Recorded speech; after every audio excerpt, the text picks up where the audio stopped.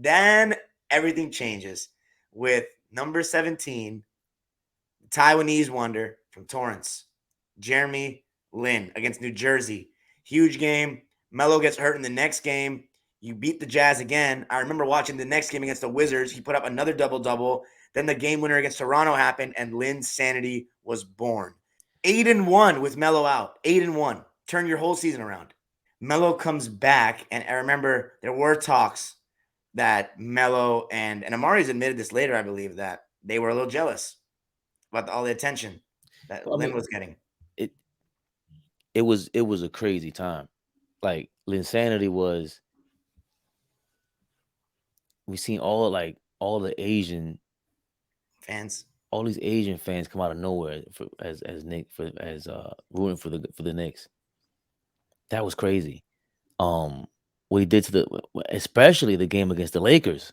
Yeah, I remember I had a basketball game that night at the park, and I remember hearing about it after the game. I watched it like on replay on my DVR, and it was I remember Melo saying like, yeah, I pushed for him to get into the starting lineup because he used to do well in practice and everything. So it sounded like everything was all good. He was a point guard that we may have been looking for, like I've been stressing.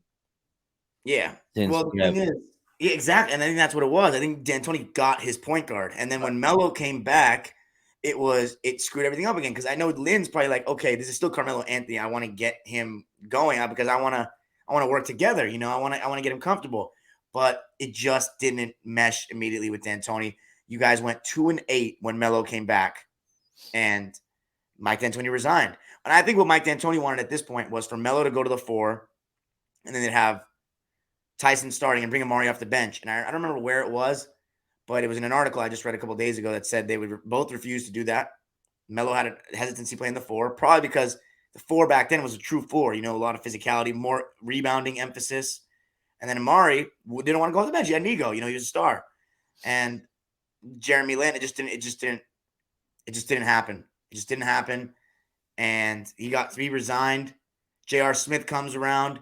And then Woodson takes over, and Woodson slows the pace down, but you guys end up winning. You start out 5-0 with Woodson, and then end the season. But hold on. Before you even go further, that thing ended with the Miami Heat coming. We go to play the Miami Heat. I'm in a bar, I think on Union Square, and I'm watching it, and I'm like, this is going to be his first test because this is the best team in the league. Really. You talking about Jeremy Lin? Yes, Jeremy Lin. So what they do to him, what they commence to do to him, LeBron later does about 6 or 7 years later against Porzingis. And he tries to do it again against Doncic, and he finds out that Doncic is the real deal. At the end of the game, he slaps Doncic 5. He's like, yo, you was a bad motherfucker. Because they attacked him. They gave him a bloody lip and everything, if I'm not mistaken, Doncic. First player I ever seen LeBron do that with was Jeremy Lin. I thought it was a little racist. I always say that. It started then. Like, why are you picking on this guy? They saw it. They attacked him. Mario Chalmers, who just came back, he said he was depressed for the last 2 years. He's back with Memphis, if I'm not mistaken. He was pressing Jeremy Lin. LeBron, D-Wade, they were full court pressing Jeremy Lin. He got exposed. Yeah, I'm looking at his stats in that game. February 23rd, 2012, Jeremy Lin, 1 of 11. 8 turnovers. 8 points. Yeah, 8 points. Okay. 8 points and 8 turnovers. He has many turnovers. He has points. It was bad. He was getting ripped at three-quarters court by Mario Chalmers. It was awful. And the other thing that stood out to me was that nobody on the Knicks came by to clothesline anybody on the Miami Heat. Nobody threw an elbow. Nothing. That's what disgusted me more. And that was the first time I saw, yo, what's up with Jeremy Lin's his teammates? He's supposed to be the new guy, the new star. I didn't think they were jealous, but I thought they were kind of scared and intimidated by LeBron and too friendly. Like nobody was gonna go walk up to LeBron or D-Wade or Mario Chalmers and just smack the shit out of him. We're the Knicks. Well, I thought Melo was supposed to be this tough guy. He was a fake. That's another thing I didn't like about Melo. He was a fake tough dude to me.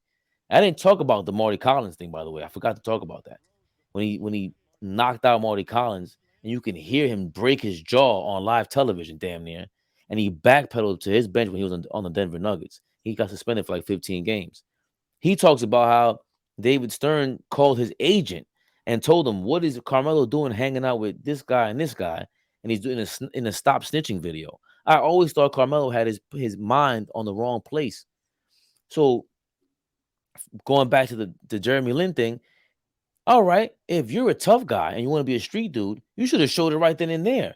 You have your new stud who could possibly be pretty good. But now you're giving into the whole image, and now you're giving into them targeting him, and you didn't protect him, and you didn't, like, Amari didn't do that. Nobody protected this kid. Here's the thing. I know I'm not saying I know this for a fact, but I think there's a chance that they were like, good, he's getting exposed, then they'll know it's still our team. Egos play. I know who Melo. Like I'm not saying I know him personally, but I know I've gotten to learn him over all these years and how he is, and I mess with him, and I think he got humbled in this whole when he got out of the league thing for sure. Now he's a lot more buying into his role on various teams, but when he was a star, man, he wanted to be the guy, and he always did. And then so D'Antoni resigns, and I remember D'Antoni's biggest thing was him and Melo weren't getting along. He likes Lin. That offseason, that contract when they offered Jeremy Lin the poison pill contract, Daryl Morey did. This is the second time we're having, the Daryl Morey thing is coming up. And maybe it was like a stab to the back or stab to the side, since this wasn't Daryl Morey and Donnie Walsh doing it. This time it's Daryl Morey and Grunwald. Glenn Greenwald. Yeah. He didn't respect them. And he didn't respect the Knicks. And it was a win-win for him. It was a poison pill contract, 3 years, $25 million. Meaning, so in the first 2 years was $5 million, $5 million. This last season was 15. Carmelo Anthony comments on Jeremy Lin's contract, and he's saying it's like basically too much money. Like, that's too much money for a guy like that. And Carmelo said that? Carmelo said that. Wow. J.R. Smith says people are going to be uncomfortable with that in the locker room if a guy like him gets to make that much money, and we have this many players around the league who are veterans and don't even get that. Amari Stoudemire ends up admitting that there was friction in the locker room over the contract. D'Antoni echoes all of that in a podcast like from 4 years ago. So the fact that Carmelo would ever, as a superstar, speak on another player's contract he should have left it as he started it off. That's not my decision. That's the front office's decision, and that's it. But he spoke on it, and I lost all my respect for Carmelo Anthony after that, because in the poison pill contract, you have 5 years. 5 years. It doesn't cost the Knicks anything. That last year, that third year in a poison pill contract for $15 million, it becomes an expiring contract. It becomes an asset. He could have been the worst player ever in the history of the NBA, but the $15 million gets to come off the books, and any team would want that.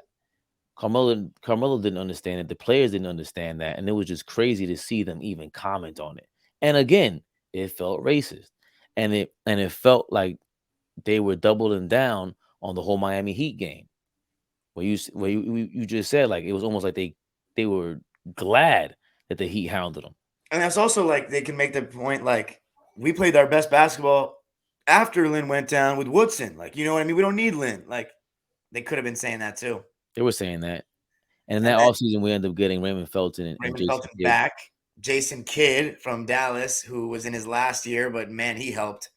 And then that was another reason why I was excited about if we were going to sign Jeremy Lin, because at that point, you have 3 point guards, and the league was headed towards having point guards.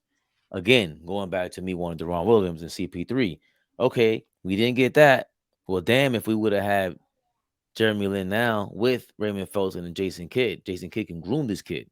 It would have been perfect for him to, be his mentor.